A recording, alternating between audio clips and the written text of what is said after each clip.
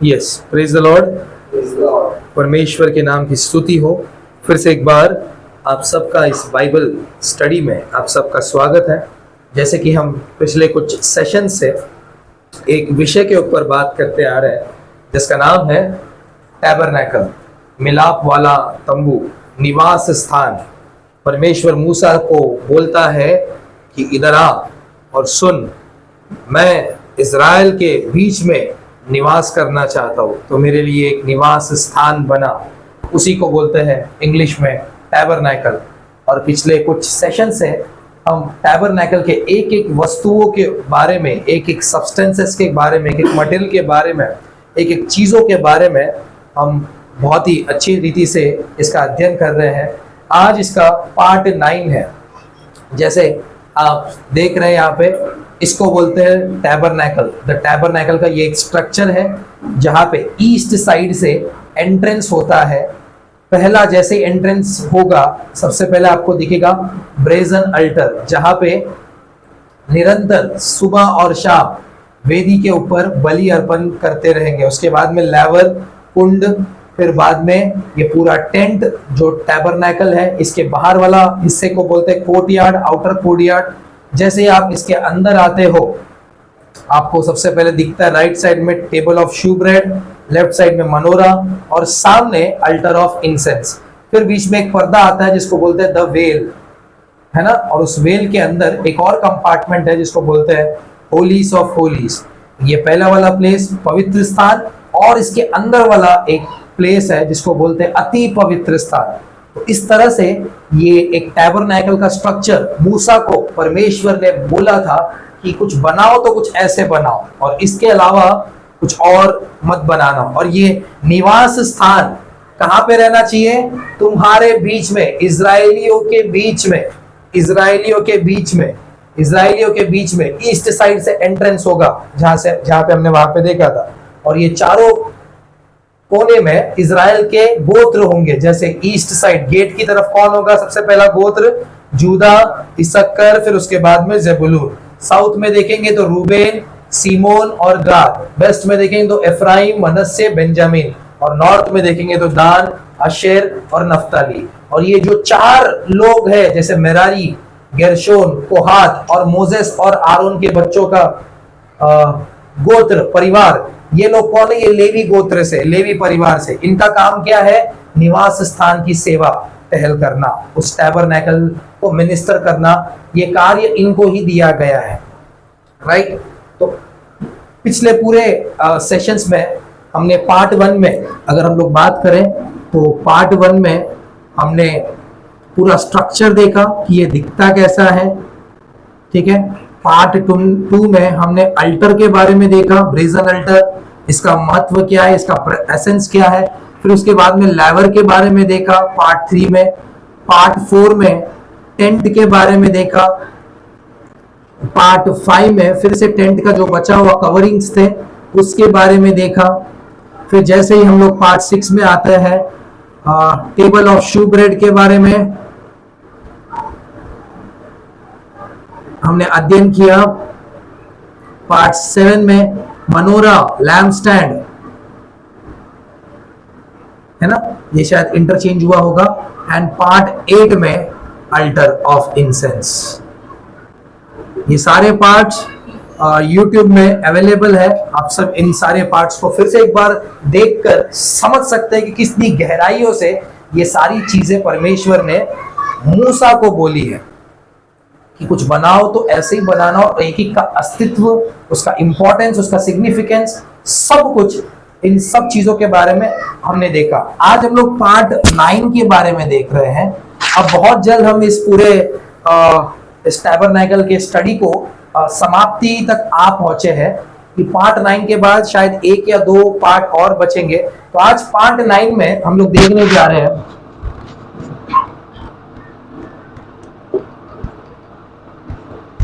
The well, पर्दा, पर्दा, the well. तो ये पार्ट 9 में बहुत छोटा टॉपिक है। ये बहुत कम टाइम में हम लोग इसको समझने की कोशिश करेंगे। द वेल, ये जो बीच में पर्दा आता है, ये पर्दा ये क्या करता है? होली प्लेस को होलीस ऑफ होली स्पेस से अलग करता है। ये एक पूरे रूम को दो कंपार्टमेंट में डिवाइड करता है। कौन? पर्दा। ठीक है, उसी पर्दे को क्या बोलते हैं इंग्लिश में? वेल। ठीक है, वेल। तो आइए, इस वेल का भी कुछ डिजाइनिंग है, ये कैसे बनाना है। मोसेस को परमेश्वर ने एक एक चीज सब कुछ दिखाते हुए समझाया। दिखाते हुए मतलब ये पहले बना था क्या? नहीं, ये पृथ्वी पे तो बना नहीं था, लेकिन स्वर्ग में, हेवन में ये ऑलरेडी ये डिजाइन था।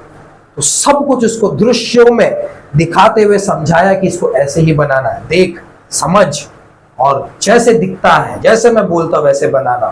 तो आज हम लोग देखेंगे वेल के बारे में, पर्दे के बारे में। तो निकालेंगे वही चीज, एक्सोडस उसका 26वां अध्याय, उसका 31 से 33 तक हम लोग पढ़ते हैं। ठीक है, एक्सोडस 26 चैप्टर 31 टू 33। एक्सोडस निर्गमन की किताब 26 उसका 31 से 33 तक पढ़ेंगे। Yes. You shall make a veil, even of blue, purple and scarlet. You shall make a well. अभी वेल को कैसे बनाना है वो बता रहा है। ठीक है, कैसे बनाना है? वेल का कलर क्या होना चाहिए? सबसे पहले तो Blue, purple and scarlet.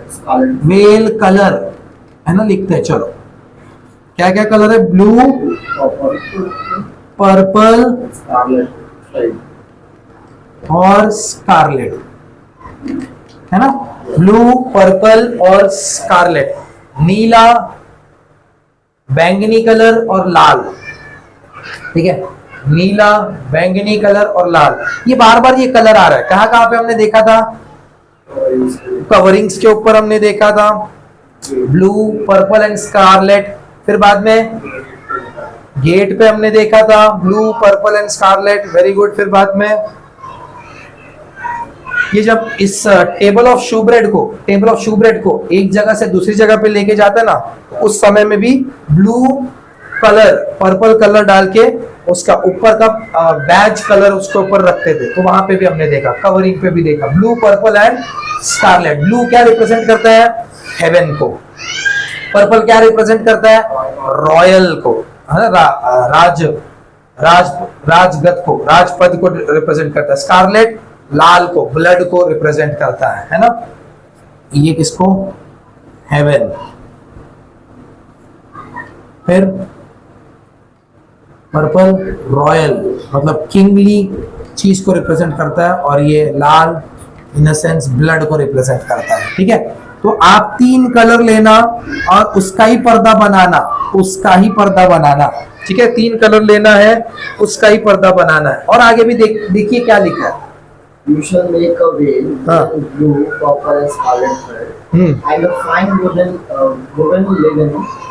It shall be woven with an artistic design of cherubim. हाँ, इस पे सिर्फ कलर का पर्दा नहीं लेना है, इस पे डिजाइन भी होना चाहिए। डिजाइन किसका बना हुआ? डिजाइन किसका बना हुआ?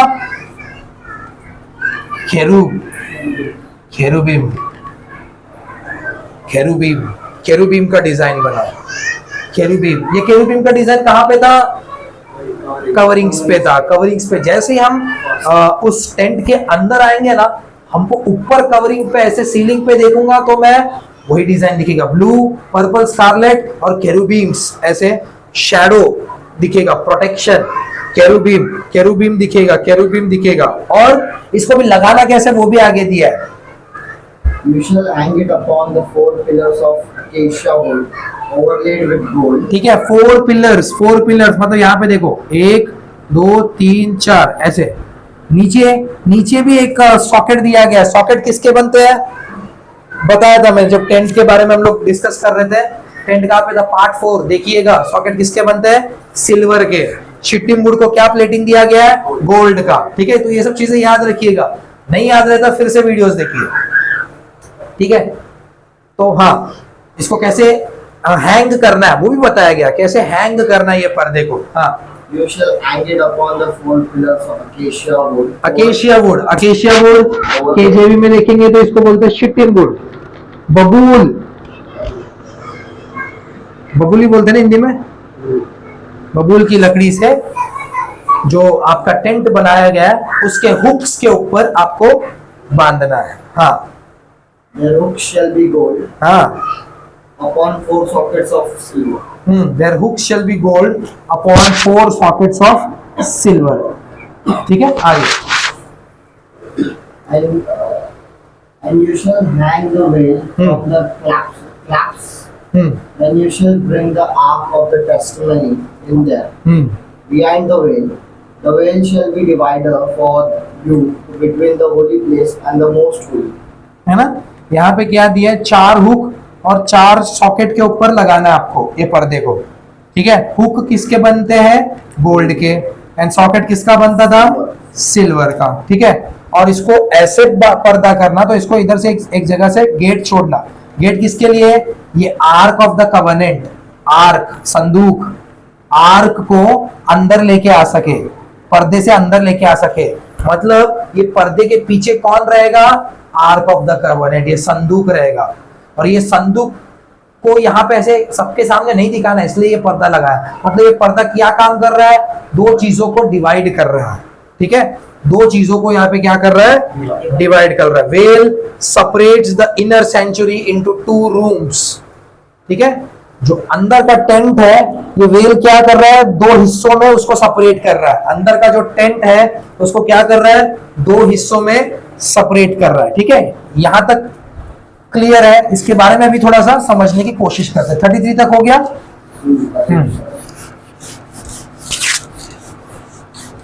ठीक है, अब इसका थोड़ा स्पिरिचुअल मीनिंग समझने की कोशिश करते हैं। वेल के ऊपर पहला पॉइंट, चलो एक बार रिवाइज। वेल क्या करता है, सेपरेट करता है। वेल सेपरेट्स, अलग अलग कर देता है, सेपरेट्स इनटू 2 रूम्स।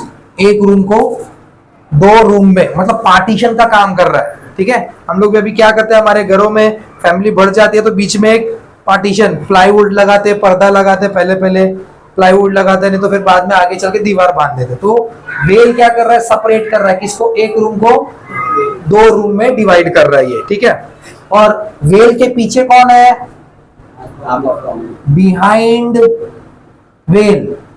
चलो पॉइंट्स में हम लोग लिखेंगे ताकि हमको समझ में आएगा। बिहाइंड वेल की क्या है, arc of covenant, arc of covenant. जहां पे मूसा को परमेश्वर ने बोला कि मैं वहां पे आके मिलूंगा, कहां पे, यहां पे, आर्क ऑफ कवनेंट, जहां पे साल में एक बार महायाजक जा सकता है, साल में एक ही बार जा सकता है, पूरा साल नहीं, इधर तक नहीं जाना है, इधर तक बिल्कुल नहीं जाना है, इधर तक जा सकते हैं डेली, वो भी याजक, लेकिन इधर कौन जाएगा, महायाजक, वो भी साल में एक बार। तो ये इधर तक जा सकते हैं, इधर क्यों नहीं जा सकते, बीच में वेल है। बीच में कौन है, वेल है। वेल क्या कर रहा है, सेपरेट कर रहा है कि भाई अंदर नहीं जाना है, बीच में मैं हूं, मैं हूं, मैं हूं, मैं हूं। मेरा कलर क्या है, ब्लू, पर्पल, स्कारलेट। मेरे ऊपर क्या निशानी डिजाइन किया गया है, केरूबिम्स का डिजाइन किया गया है। ठीक है, अब इसका साइज देखेंगे तो ये क्या कर रहा है, होलीस ऑफ होलीस को होली प्लेस से डिवाइड कर रहा है। अब ये जो अंदर का कंपार्टमेंट है, मतलब अंदर का रूम है, holies of holies, HOH is half of holy place, HP। समझा, मतलब जितना HP था उसका आधा, उसका आधा। समझ में आ रहा है, जितना HP था, होली प्लेस था, उसका आधा होलीस ऑफ होली प्लेस रहेगा। समझ में आ रहा है, मैं फिर से बोलता हूं, जितना होली प्लेस था उसका आधा होलीस ऑफ होलीस। ठीक है, मतलब ये एक स्क्वायर शेप में है, अंदर वाला कंपार्टमेंट एक स्क्वायर शेप में है। ठीक है, ये कैसा है, एक स्क्वायर शेप में है। ठीक है, परफेक्ट क्यूब बोला गया, मतलब क्यूब मतलब क्या होता है, हैविंग 6 साइड्स, परफेक्ट क्यूब।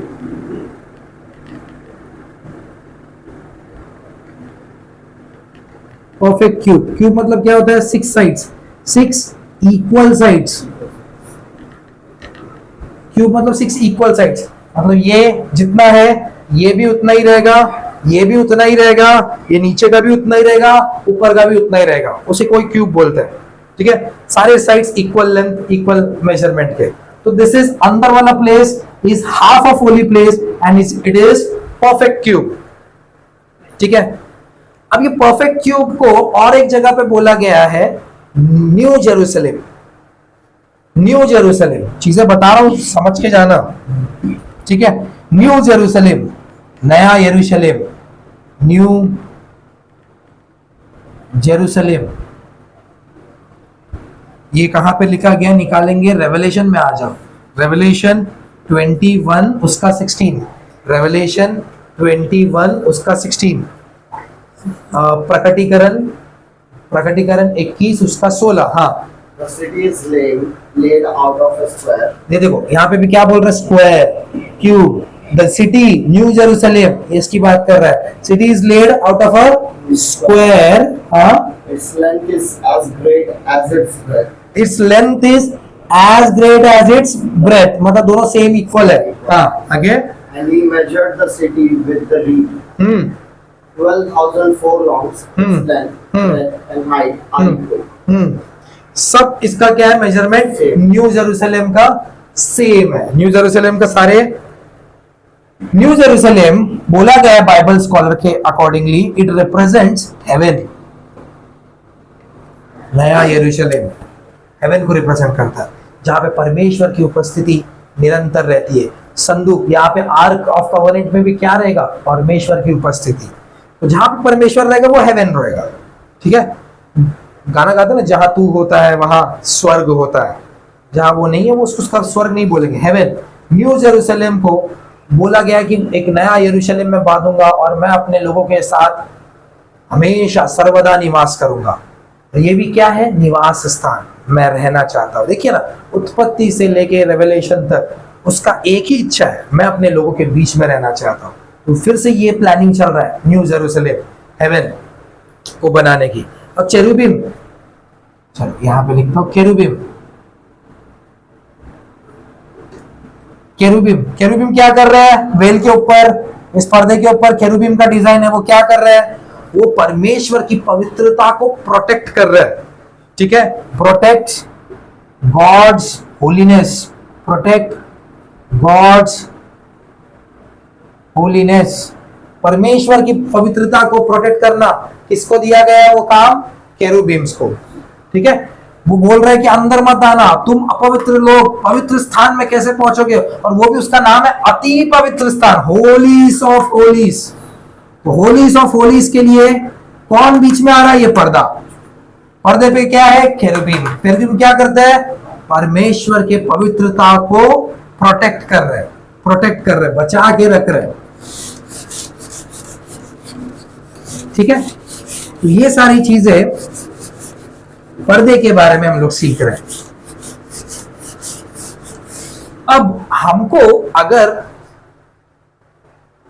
इस पर्दे, उस पवित्र स्थान में जाना है, इस पवित्र स्थान में अगर हमको जाना है, उस प्रोटेक्शन को निकालना है और इस पवित्र स्थान में जाना है, उस होलीनेस को, उस पवित्रता को कौन प्रोटेक्ट कर रहा है, केरुबिम्स। अब वो पवित्रता, वो पर्दा, इट्स नथिंग बट प्रभु यीशु मसीह, जो उस पवित्रता को प्रोटेक्ट कर रहा है। अब लोग अंदर आए इसलिए उसने अपने आप को फाड़ दिया। जैसे ही मत्ती में लिखा गया है कि जैसे यीशु मसीह क्रूस पर, जैसे यीशु मसीह क्रूस पर, जैसे यीशु मसीह क्रूस पर अपना जान देते हैं, अपना शरीर को फाड़ते हैं, पर्दा ऊपर से नीचे फटा, पर्दा ऊपर से नीचे फटा। देखिए ना, मत्ती बहुत कुछ है इसके बारे में। 27 उसका 50 से 51, मत्ती 27 लास्ट में लिखा है, उसका 50 से 51, 2 वचन। हाँ, And Jesus cried out again with a loud voice. Last breath out कर रहा है। हाँ, And yielding up his spirit. Yielding up its spirit, अपना आत्मा बाहर फेंक रहा है। हाँ, And behold, हाँ, the veil of the temple. जैसे उसने अपना शरीर फाड़ा, अपना आत्मा बाहर फेंका, Behold, क्या हो रहा है वहां पे? The veil of the temple. Well, The veil of the temple was torn into two parts, top to bottom. है ना? वेल क्या हो गया? ऊपर से नीचे फट गया, है ना? जो अंदर आ ही नहीं सकते थे ये वेल की वजह से, यीशु मसीह के क्रूस पर अपना बलि देने से वो पर्दा फट गया, दो हिस्सों में फट गया। और नीचे से ऊपर नहीं, ऊपर से नीचे, ऊपर से नीचे वो फटा, पर्दा फटा। हाँ, The earthquake and the rocks were split. ठीक है। अगर यहां पे बात करें, अगर उस इंसिडेंट को यीशु मसीह जो क्रॉस पे अपना शरीर फाड़ रहे हैं, इसलिए बोलता है यीशु मसीह, ये मेरा मांस है, ये रोटी मेरा मांस है, इसे खाओ। जब तक ये फटेगा नहीं तब तक तुम उस पवित्र स्थान में नहीं पहुंचोगे।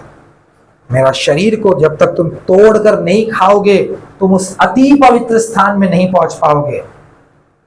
वेल का फटना बहुत जरूरी है, उस पर्दे का फटना बहुत जरूरी है, और ये कार्य सिर्फ और सिर्फ उस लहू से पूरा हुआ है। अब देखिए, यीशु मसीह सूली पर कब लटके थे? सुबह 9 बजे, है ना? सुबह 9 से दोपहर के 3, है ना? हम लोग हमेशा गुड फ्राइडे में पास्टर जी वचन बोलते कि 6 घंटा क्रूस पर थे प्रभु यीशु मसीह, और 12 से 3 अंधकार छा गया, और 3 बजे को ये जो अभी हमने पढ़ा वो हुआ कि अपना जान उसने दे दिया। ठीक है, 3 बजे को, 3 बजे ज्यूस के अकॉर्डिंगली जीसस डाइड 3 o'clock। ठीक है, ज्यूस के accordingly this is the moment, Friday वाला दिन था, moment of sacrifice.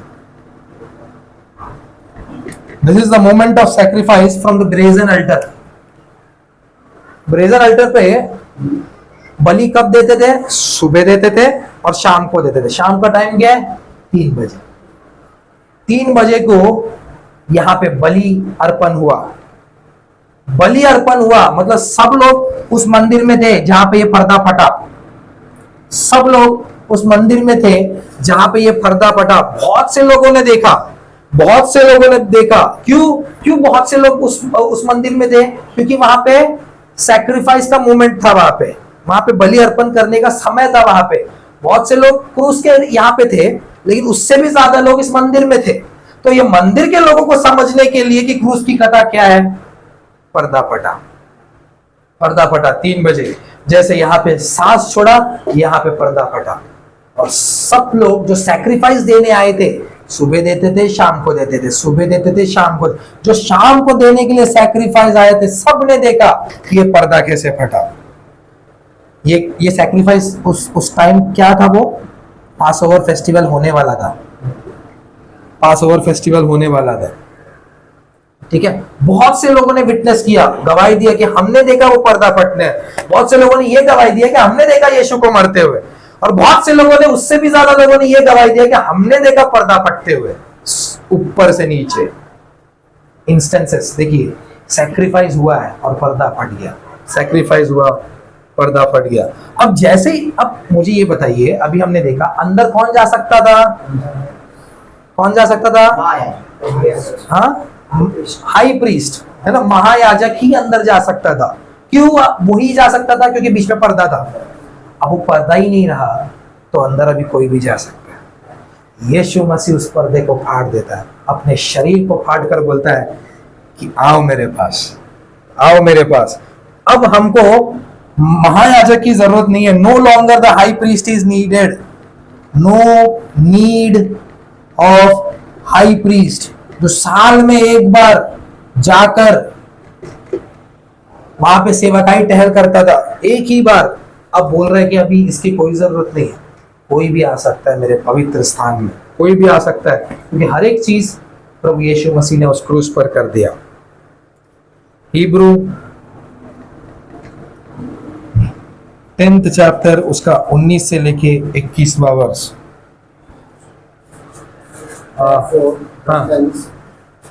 having boldness to enter the holiest, having boldness, अभी निडर होके आपको परमेश्वर के उपस्थिति में एंटर हो सकते हैं आप लोग। क्यों? क्योंकि वो पर्दा फट गया। हाँ, Just by the blood of Jesus. By the blood of Jesus. महायाजक क्या करता था अंदर, कैसे कैसे जाता था अंदर? सॉरी, लहू को लेके जाता था। बिना लहू के अंदर जा भी नहीं सकता हो। यहाँ से बलि होना चाहिए, लहू बहना चाहिए, वो लहू को लेके अंदर जाता था। तो अभी यहाँ पे लहू बहा, पर्दा फटा, और अब लहू लेके आप अंदर जा सकते हो। कौन जा सकता है? कोई भी जा सकता है। क्या चाहिए? बस कंडीशन क्या है? लहू चाहिए। The blood you need, no need of high priest. हाँ, पढ़ आगे। By a new and a living way which he ये नया तरीका है अभी अंदर जाने का। पहले पुराना तरीका हमने देखा। अभी पूरे ये 8 एपिसोड्स में आप देख लीजिए पुराना तरीका, कैसे अंदर सेवकाई टहल होती है, कैसे बाहर सेवकाई टहल होती है, कैसे यहाँ पे मिनिस्टर किया जाता है, कैसे यहाँ पे मिनिस्टर किया जाता है। बट अभी ये न्यू लिविंग वे है, कैसे मिनिस्टर किया जाता है। No need of high priest. अंदर जाने का रास्ता, पर्दा फटना बहुत जरूरी था। आगे। which he consecrated for us through the way that is his flesh. Through the well, well क्या है? That is his Flesh. Flash. ये उसका शरीर है। जो शरीर फटने से अब हम सब लोग उसके लहू, उसका लहू लेके हम अंदर जा सकते हैं। परमेश्वर की उपस्थिति में आना बहुत जरूरी है, और बहुत जरूरी है करके ये यीशु मसीह को पता था, और इसीलिए उसने अपने शरीर को ही फाड़ दिया। इसलिए बोलता है, एक रोटी को लिया, उसको फाड़ दिया, उसे तोड़ा और बोला इसे खाओ, लहू पियो और अंदर जाओ, अंदर जाओ। कम्युनियन बहुत इंपॉर्टेंट है, प्रभु भोज। Now it is accessible to all. Now God is accessible to all. Now God is accessible to all. God is accessible to all. God is accessible to all. परमेश्वर अभी सब के लिए मौजूद है, कोई भी आ जा सकता है, क्योंकि ये पर्दा प्रभु यीशु ने अपने शरीर के जरिए फाड़ दिया। आमीन। अब ये ऊपर से नीचे क्यों फटा? इसका एक और रीजन है कि यहूदियों ने उसको नकारा, मतलब रिजेक्ट किया। यहूदियों ने उसको रिजेक्ट किया, रिजेक्शन ऑफ मसीहा। वो दर्शाने के लिए भी ये पर्दा ऊपर से नीचे फटा, रिजेक्शन ऑफ मसीहा, रिजेक्शन ऑफ मसीहा।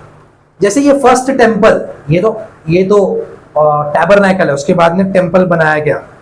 जैसे ये पर्दा फटा ना, और यीशु मसीह के जाने के बाद ये टेम्पल डिस्ट्रॉय हो गया पूरी रीति से। जैसे प्रभु यीशु ने बोला कि ये टेम्पल को 3 दिन में मैं नाश करने वाला, उसके बाद वो प्रोफेसी फुलफिल हुआ। बाद में अलेक्जेंडर का टीम आया, वो पूरे टेम्पल को बर्बाद कर दिया। उसके बाद में ये अंदर वाला जो आर्क ऑफ कवनेंट है ना, तब से लेके अब तक मिसिंग है, तब से लेके अब तक मिसिंग है। तो ये दर्शाता है, चलिए आगे बढ़िए। होलीज ऑफ होलीज प्लेस में अभी कुछ भी नहीं है। होलीज ऑफ होलीज प्लेस में सिर्फ एक ही चीज था, आर्क ऑफ द कवनेंट, लेकिन अभी वहां पे कुछ भी नहीं है। ठीक है, तो ये पर्दा जो हमारे मध्य में था, अब वो नहीं रहा। प्रभु यीशु मसीह के जरिए प्रभु ने हमारे जिंदगियों में एक गेट ओपन किया है, एक द्वार ओपन किया है कि अब मेरे अब्बा से कोई भी मिल सकता है। बस आपको यीशु मसीह का लहू, यीशु मसीह का नाम आपको चाहिए। देखते हैं इसका और आत्मिक मीनिंग्स 1-2 वचनों के साथ। एफिशियंस 2 उसका 14, इसको हिंदी में पढ़िए। एफिसी 2 हाँ, इंग्लिश में पढ़ो। 2 उसका 14। For he himself is our peace, who has made both one and broken down the middle wall of separation. He is our peace. कौन है our peace? Jesus Christ। उसने क्या किया? Broken down the Dividing wall. Middle wall, dividing wall, है ना, जो बीच का दीवार था, जो बीच का दीवार था हम दोनों के बीच में, जो बीच का दीवार था उसे ही गिरा दिया, उसको ही डिस्ट्रॉय कर दिया, है ना।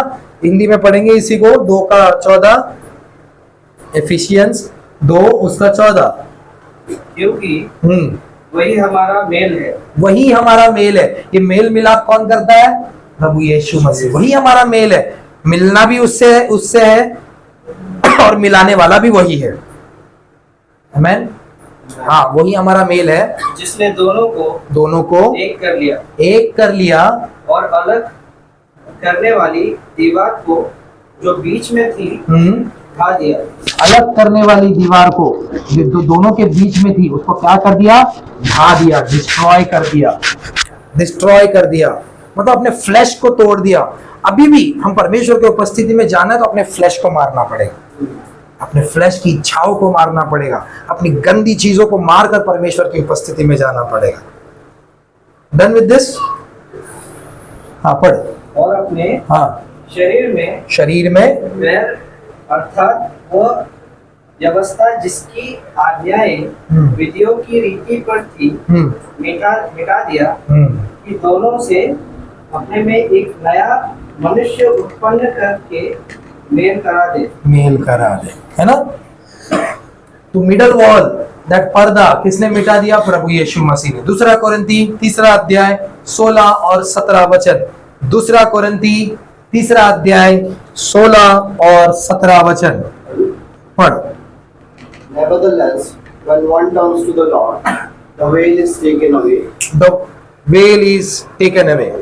अब ये वेल को कैसे हटाना है, यहाँ पे रीजन देखिए। वेल को किसने हटाया? सबसे पहले तो प्रभु यीशु मसीह ने। वेल का मतलब क्या? उसका खुद का शरीर, उसका खुद का शरीर जो पवित्रता को बचा रहा था उसको फाड़ दिया ताकि अभी परमेश्वर के सम्मुख में जाने के लिए आपको कोई महायाजक की जरूरत नहीं है। आप खुद यीशु मसीह के लहू से, यीशु मसीह के नाम से आप जा सकते हो। यीशु मसीह मिडल वॉल को ब्रोक कर दिया। अब बोल रहा है कि आपके लिए वो वेल कैसे हट सकता है? आपके लिए वो वेल, वो पर्दा कैसे हट सकता है? वो पर्दा, हाँ हिंदी में, वो पर्दा कैसे हट सकता है? हाँ, परंतु जब कभी उनका हृदय प्रभु की ओर फिरेगा, जब हमारा हृदय प्रभु की ओर फिरेगा तब वो पर्दा उठ जाएगा। जब हमारा हृदय प्रभु की ओर फिरेगा, टर्न टू द लॉर्ड, तो वो वेल हट जाएगा। वेल हटाने का काम है अभी हमारा। प्रभु यीशु ने तो वेल हटा दिया अपने शरीर से, अब हमारा काम। प्रभु यीशु ने वो जो बीच का दीवार था उसे तोड़ दिया, ढा दिया। अभी हमको क्या करना है? कुछ नहीं करना, सिर्फ उसकी ओर मुड़ना है कि प्रभु आ गया, मैं आ गया। जैसे ही हम उसकी ओर मुड़ जाते हैं वो वेल क्या हो जाता है? हट जाता है। वेल क्या हो जाता है? वेल टेकन अवे, है ना? अब ये पर्दा ना, ये जो वेल के बारे में हम लोग सीख रहे हैं, ये पर्दा अभी भी बंद है। पहले क्या था? प्रभु यीशु मसीह ने हमारे लिए ये कर दिया। अभी हमने क्या कर दिया? उसके ऊपर विश्वास किया और हम उसकी तरफ मुड़ गए, तो हमारे लिए पर्दा हट गया। अब कुछ लोगों के लिए ये पर्दा अभी भी ब्लॉकेज है, वो अभी भी उसके उपस्थिति में नहीं आ पा रहे। ये कौन है? दूसरा कोरिन्थी 4 अध्याय 3 वचन। दूसरा कोरिन्थी 4 अध्याय 3 वचन। हाँ, But even if our gospel is veiled, it is veiled to those who are perishing. ये गॉस्पल लोगों के लिए एक पर्दा बन गया है। किन लोगों के लिए? जो नाश हो रहे हैं उनके लिए। हम लोग सुसमाचार बता रहे गॉस्पल, लेकिन ये गॉस्पल लोगों के लिए एक वेल बन गया। हाँ, पढ़ेंगे दूसरा कोरिन्थी 4 उसका 3। परंतु यदि हमारे सुसमाचार पर पर्दा पड़ा है, सुसमाचार के ऊपर पर्दा पड़ा है, गॉस्पल के ऊपर, अगर मेरे गॉस्पल के ऊपर पर्दा पड़ा है, हाँ, तो यह नाश होने के वालों के ही लिए पड़ा है। ये नाश होने वालों के लिए ही पड़ा है। किसके लिए पड़ा है? मतलब ये वेल किसी के लिए तो अभी भी एग्जिस्ट है। किसके लिए? नाश होने वालों के लिए। जो नाश होने के लिए है उनके ऊपर ये पर्दा अभी भी है। जो नाश हो रहे हैं उनके ऊपर ये सुसमाचार का पर्दा अभी भी है। हमको देखना है कि हम परमेश्वर की उपस्थिति में आ रहे कि नहीं आ रहे। क्या हमारे ऊपर कहीं ये पर्दा तो नहीं है? जो प्रभु यीशु मसीह ने कई साल पहले उस पर्दे को अपने शरीर के जरिए ऊपर से नीचे फाड़ दिया ताकि हम उसके परमेश्वर की उपस्थिति में जा सके निडर होके। निडर होके जा सके, क्योंकि ये बीच का दीवार अभी नहीं रहा। लेकिन अभी भी ये गॉस्पल के ऊपर पर्दा पड़ा है, किसके लिए? जो नाश हो रहा है उसके लिए। तो ये पर्दा हमारी जिंदगियों में हटना बहुत जरूरी है, ताकि हम पवित्र स्थान से अति पवित्र स्थान की तरफ हम जा पाए। आमीन। प्रभु इस सेशन को आशीष करे। ये वेल जो हमारे जिंदगियों में है उसे प्रभु हटा दे, और हम विश्वास करते हैं कि प्रभु यीशु मसीह के जरिए वो वेल हमारी जिंदगियों से हट चुका है, वो पर्दा हमारी जिंदगियों से हट चुका है, जो बीच की दीवार है हमारी जिंदगियों से हट चुकी है। अभी सिर्फ हमको करना क्या है? परमेश्वर की तरफ मुड़ना है। जैसे हम परमेश्वर की तरफ मुड़ जाते हैं, अगर कोई वेल है, कोई पर्दा है, तो वो हट जाएगा। सिर्फ हमको परमेश्वर की तरफ मुड़ना है, सिर्फ हमको परमेश्वर की तरफ मुड़ना है। आइए प्रार्थना करें। हमारे पिता परमेश्वर, आपके नाम को धन्यवाद देते हैं प्रभु जी। प्रभु जी, इस पर्दे के ऊपर प्रभु जी जो आपने हमें टीचिंग्स दिया, इसलिए आपके नाम को कोटि कोटि धन्यवाद करते हैं अब्बा।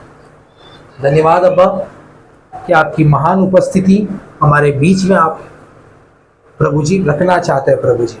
और जो भी अड़चने हैं राजा, बीच की रुकावटें हैं प्रभु जी, उस पर्दे को प्रभु जी यीशुआ के शरीर को बोलते हैं, जो हमारे लिए घायल हुआ, कुचला गया, ताड़ना पड़ी, हमारे लिए उसने कोड़े खाए, वो शरीर जख्मी हुआ और वो शरीर हमारे लिए फटा, ताकि वो पर्दा हटने पाए हमारे और आपके बीच का जो बीच वाला दीवार है उसे आपने तबाह कर दिया, डिस्ट्रॉय कर दिया राजा। इसलिए आपका कोटि कोटि धन्यवाद करते हैं। अब हम आपकी तरफ मुड़ते हैं प्रभु जी, ताकि आपके और हमारे बीच का जो पर्दा है वो हटने पाए प्रभु जी। आपके सम्मुख में आके आपकी आराधना, आपका सजदा करते हैं प्रभु जी। धन्यवाद करते हैं प्रभु जी, इस सेशन को भी आपने आशीष किया राजा। अद्भुत रीति से आप अगुवाई कीजिए राजा। जितने भी लोग आने वाले दिनों में इस सेशन को देखने की कोशिश कर रहे हैं प्रभु जी, आपके चुने हुए लोगों तक प्रभु जी ये वीडियो पहुंचने पाए प्रभु जी, ताकि वो भी प्रभु जी आपकी ओर अपना मन फिराए प्रभु जी, ताकि वो पर्दा हटने पाए, वो पर्दा निकल जाने पाए उनकी जिंदगियों से, और आपके सम्मुख में वो निडर होकर खड़े रह सके यीशुआ के लहू के जरिए राजा। धन्यवाद की भेंट को आपकी हुजूरी में चढ़ाते हुए प्रभु, छोटी सी प्रार्थना मेरे उद्धार करता शीघ्र आने वाला नाज़री यीशु मसीह के नाम से मांगते हैं। आमीन आमीन। प्रभु यीशु मसीह का अनुग्रह, परमेश्वर का प्रेम, पवित्र आत्मा की संगति सभी के साथ सदा बनी रहे। आमीन आमीन।